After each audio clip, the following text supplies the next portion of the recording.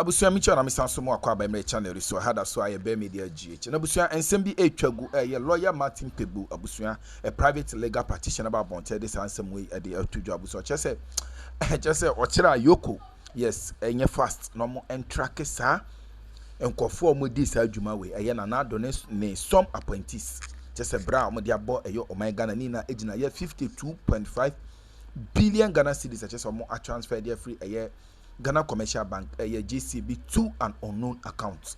Nabusia and someone lawyer Martin Kpebu and our broad yagu hono Nabusia for ano adding per se your corner yeti and seminum a year. Yes, Ebiana Mekano Abusia Biana Mahone can ye to per se your co na yeti and seminum ankasa and chilemu ye Nabusia you be about modern say a betchere yarding a comment session ho. Kama ha. That's why a bear media Jabusia, but more than so best subscribe to my YouTube channel and notification bell also. For more podcast updates, Yintie alleged a 52.5 billion Ghana cedis a illegal transaction billion Yoko going into the 52.5 billion. And we are looking forward to Yoko going into the 52.5 billion cedis that moved from GCB to unknown accounts in 2020, close to the elections. So the questions we are asking is that did the previous administration use that money to finance the election? If not, why is Johnson Addo failing to give the report more than 5 years on? In December 2024, he said he will come out with the report on where the money went. 5 years. He go explain tire. Yeah, he go explain tire. 5 years. He's not able to come out. And we are still sitting here and watching him. So what kind of country is this? That's where he would have lost his job. Pro tanto. He said 52.5 billion. Left GCB to unknown accounts, and 5 years on we cannot explain. What kind of country is this? Is it any wonder that we had to go to the IMF? That is the name of the game.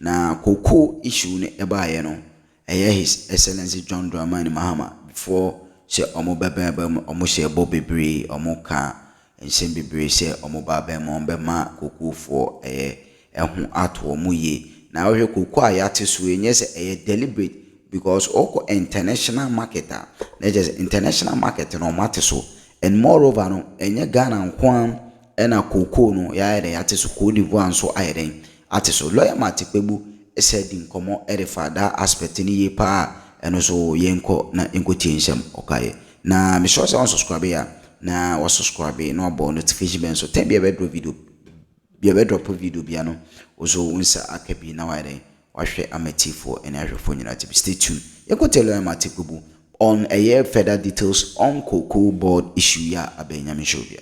Okay. That is why I'm saying this cocoa sector reform shouldn't be left for anybody to come in. It's from now to October, and I believe government knows the danger. So that come 1st October, we have a very comprehensive cocoa sector reform. Our partners in the processing sector will come in. Our multinational partners will make an input because we don't eat cocoa.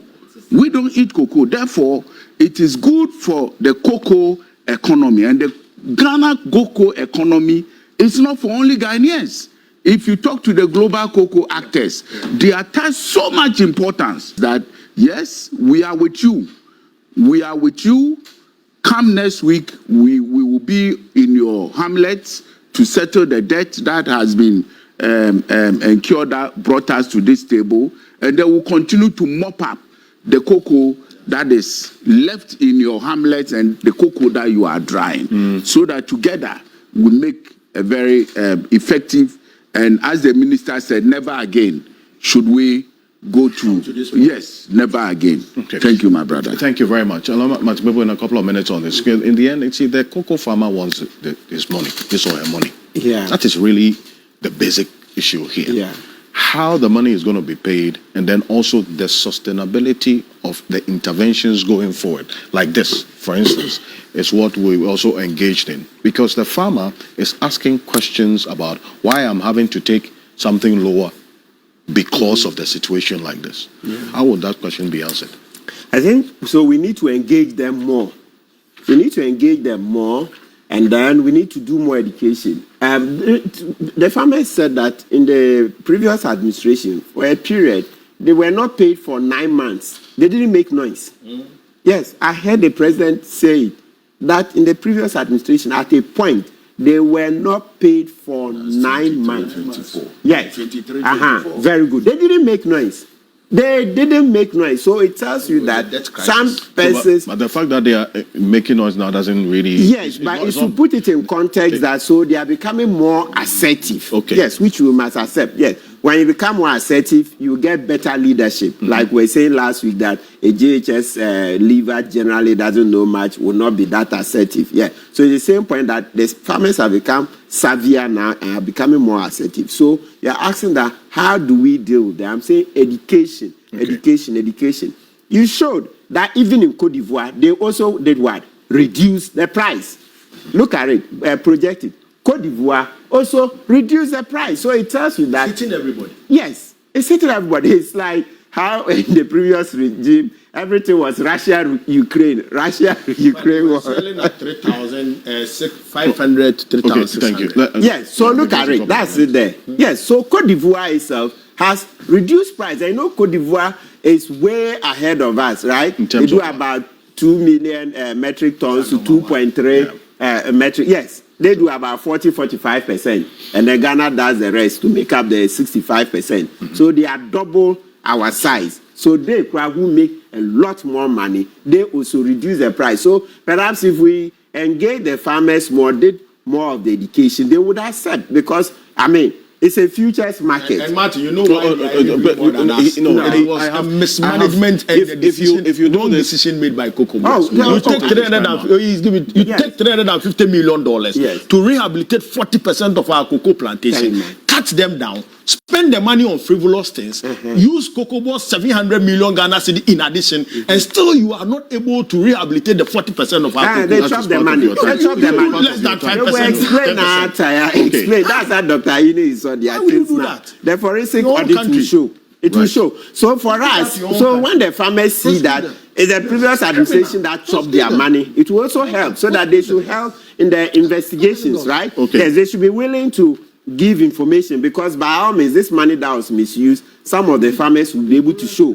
You can't just sit in Accra and chop all the money. You can only chop the money when you're able to go on the ground. Something is 5 cedis, then you make the farmer make it 100 Ghana, etc. So it will also involve collaboration.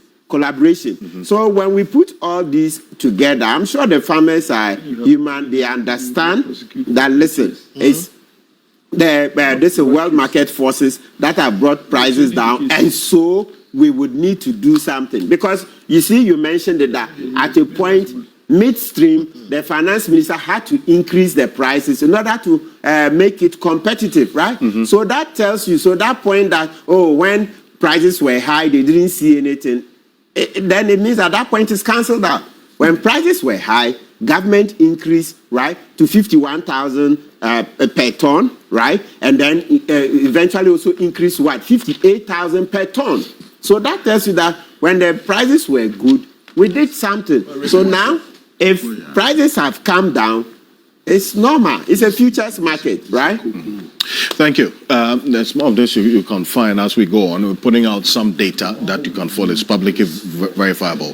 There's some information just coming through right now. There's the Accra convening that is taking place in Addis Ababa on the sidelines of the AU summit ongoing now. And just a few minutes ago, the President, John Dramani Mahama, addressed that Accra convening. I understand that they are following the conversation this morning here on Key Point. And he's just speaking about the issuance of the cocoa bonds, what I just asked about, and then the attempt to now raise money locally to purchase cocoa beans. And this is what the President has been talking about. Take a look. Just before I left, we have a crisis in our cocoa sector. We set a producer price. Stick to its mandate and not grow. Now, at this moment, there's no incentive. You see, and what scares me is when we had the NPP holders press conference, there's some specific allegations laid against Cocoa Board in the last 1 year that were scary. I don't know whether those allegations are true, but if they are true, it means we haven't really changed who we are. We have only changed the personnel. Mr. Jackson, on that bit, you see, that leads us then to the question of accountability. Because then, if you look at what has happened over time, and reason why the finance minister talks about some measures that have been put in place to, as it were, make the books of Cocoa Board look good for this way forward, as in to ensure that if we are going to now look at the option of issuing cocoa bills or bonds again, it must attract investors. So this is it. You are taking the liabilities of Cocoa Board's books. Central government, Bank of Ghana, Roads Ministry absorbing it, so that if you go on the market again, that fear that you have at least will be addressed. But Kpebu, before I come to you some more, Kpebu, that also then brings in the question of accountability, because someone's decision led to these losses and the situation that Cocoa Board finds itself now, is it not? Yeah. How deep should this question of accountability go, especially in looking at addressing the current state of affairs of Cocoa Board as we speak?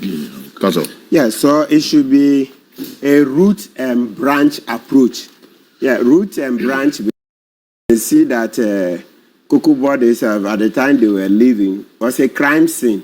Because how do you issue LC for jute bags to the tune of $48 million at the time you are exiting, when you had a huge stock? Yes, that's what the previous MD did, right?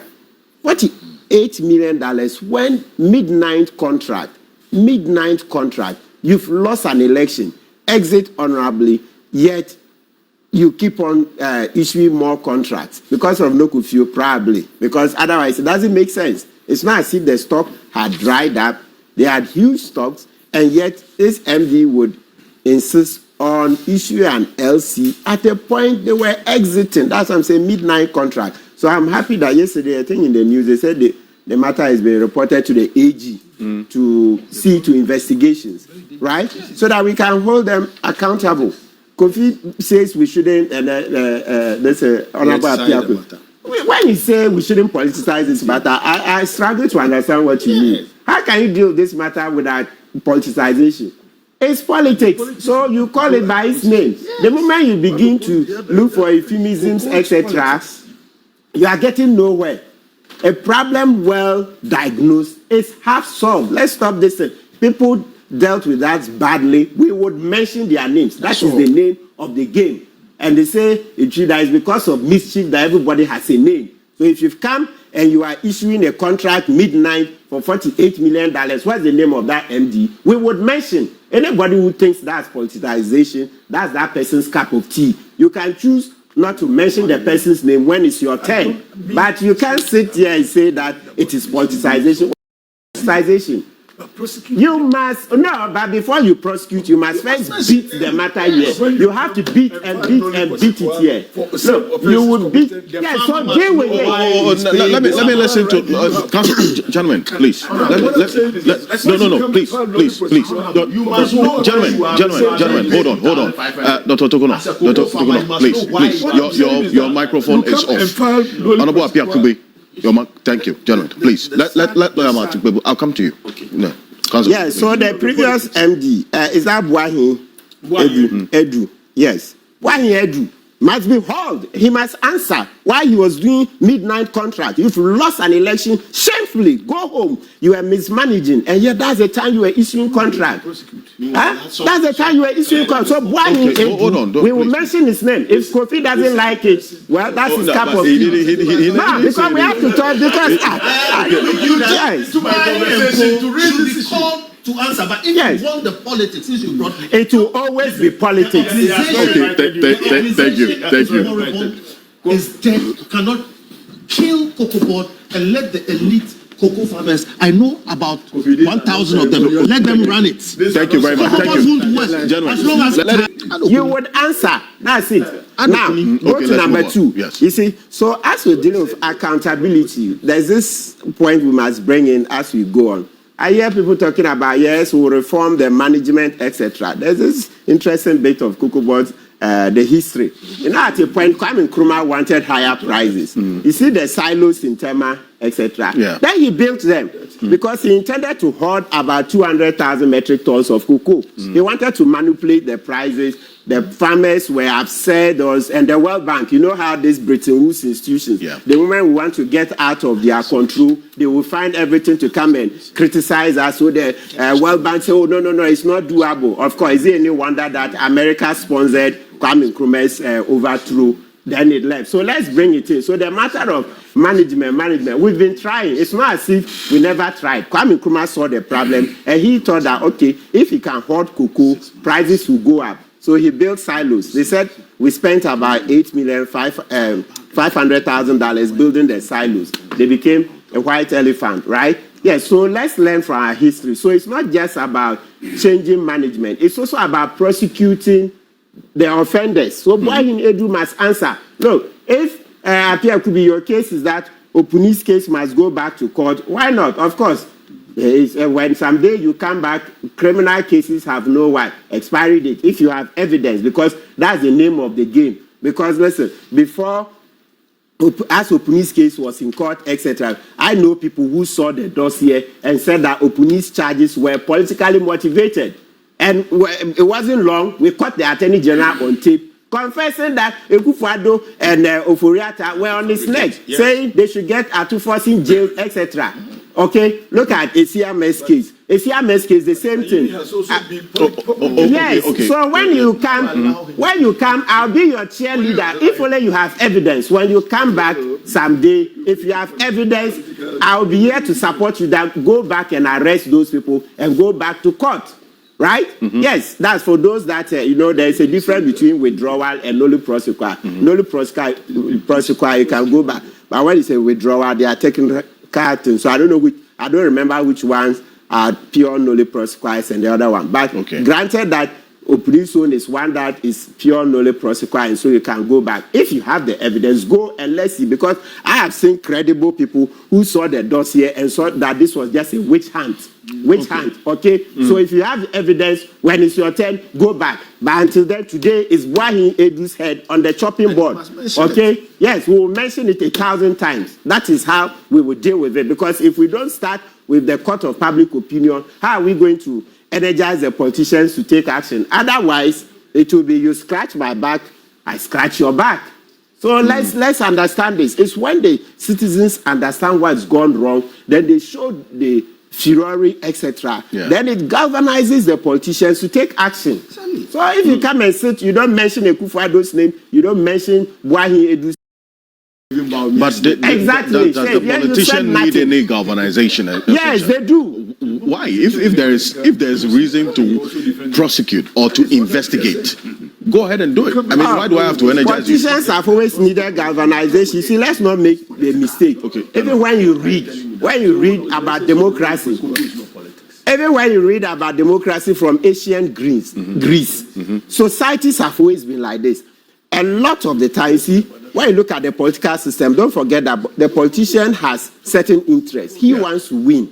So he's looking to the populace. What concerns them most, generally, there are exceptions. Right. So he would attempt to answer the needs, the concerns of the populace. So when the populace bay for the blood of somebody who issued an LC for $48 million midnight when he was supposed to exit, that is what the politician would tackle, because in the scale of preference, the citizens are saying that prosecute Boahin Edu. That's what he will tackle. So if you sit here and then they follow public opinion, it's all about public opinion. That's where the politicians usually derive their legitimacy from. So if public opinion is that Boahin Edu must be prosecuted, then that is what they will deal with. Because, you see, and let's not forget, democracy is crowd wisdom.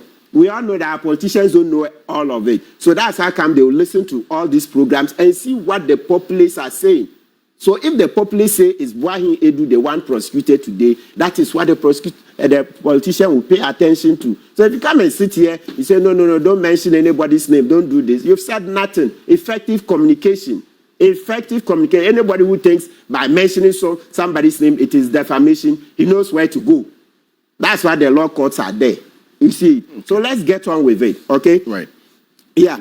So the sorry, please. I'll have a minute to yes, run up. Yes. So the matter of the 333,000 metric tons that the previous government locked in at $2,600 per metric ton. Yes. It's a huge problem. So you see, like last week we had Randy Abe here. He came and explained that it's been an albatross on their neck. They will buy cocoa at over about 5,000, 6,000 per metric ton. Can you imagine? Who does that? It's as if we are washing our faces from the this bottom. Yeah, who you? Go up. What kind of washing of face is this? Are you really washing your face? And we are quiet. No, so why Edu must answer for that too as well. What kind of politics? Then you saw the projection he did, the expenditure income. Yeah. You see how they issued a lot of contracts for cocoa roads, well beyond budget. And today, Buahi Edu is working free. If I had the price, I'm sure by now I would have held him and then started investigating him. Seriously, why would you go well beyond budget? Everything well beyond budget. And today, you see, Adam coming to shift the blame, saying that go and take, what do you call it, a loan. They are looking to put pressure, just like the way they shamefully had to go back to the IMF. That's what they are looking to do. But here's where the question about the silence comes in. So that these references you make and the books that Randy Abe showed us last week were there. Too many. Because this $48 million, they say, if you Google it, you see that in 2025, the story broke. And we're upset, we're extremely upset, etc. But no investigations began. I can imagine, because there's a long line of cases. Even in the oral report, we had about 2,500 complaints, right? Of course, not all of them had enough facts to support. But the point is that even what we submitted under oral, we've not finished investigating those. So when you're adding more, so it's clear that, Dr. Ayine, this morning, what we'll be begging for is that you need to ramp up your men. Yes, more recruitment, because when you increase the number of investigators, number of prosecutors, then we can get all these cases to court. Because the impunity is too much. The impunity is too much. When I listened to the MPP press conference, I was like, so you cause a problem, like what did they say to call you guys? That's a bed. It goes down the street. It goes to foil the water, and then comes to say, who foiled the water? You've caused a problem. Instead of it to come with a contrite heart to be conciliatory in trying to solve the problem, now you are grandstanding. So I was like, Adam and the rest, are they really serious? Are we kids? So you think we didn't see through that when we voted you out? You see, give us a bit of respect. Credit her to some modicum of intelligence. We saw through all that. We saw that MPP was badly mismanaging this country. That's why we sacked you. So you don't gain any points when you've caused a problem and we are trying to fix it, and then you come and do grandstanding. You come with a conciliatory approach. You see, your tone is everything. You come, okay, first of all, you admit your own role in the mess. When you want us to listen to you, you first admit, the 333,000 metric tons were locked in at 2,500. It was a huge mistake. The moment Adam says such a thing, say, okay, hey, today you are being man enough. You are man enough to accept your mismanagement. They say, yes, but that notwithstanding, government is a continuum. We would help. This is how we think we should go about it. You don't admit your own mismanagement, then you start doing grandstanding. Well, they talked about some IMF arrangement, which is one of the areas we'll get into. But, Mr. Addo, for you, in the end, it is you getting your money. Correct. Being paid. That is what is the most important, is it not? Correct. So, thank you. I was saying, and I will share me and I'll subscribe to my YouTube channel, no? Like in a share, 10 be a year, Juma. Na Nina, and share a cocoa board in some and I, Abba. Nina a cocoa border or more article so based of international market and also I apart from na His Excellency John Dramani say no there or ye a for downfall or the near man and I be go aquam said they were a year cocoa for Ghana cocoa to my for and so a year or more breast so about but Nina say international marketer which a year African countries a ton cocoa pie Cote d'Ivoire any Ghana, but over international market no prices no aba form. Into for that matter, I was say ye teso said the beya ye export ye cocoa na yen koboka as a mine. Into Bushian way and a reduction of cocoa prices at the buy. But as it stand forward, the president is working together, putting measures in place to make sure say the farmers, cocoa farmers, get the right benefit from that. God bless you.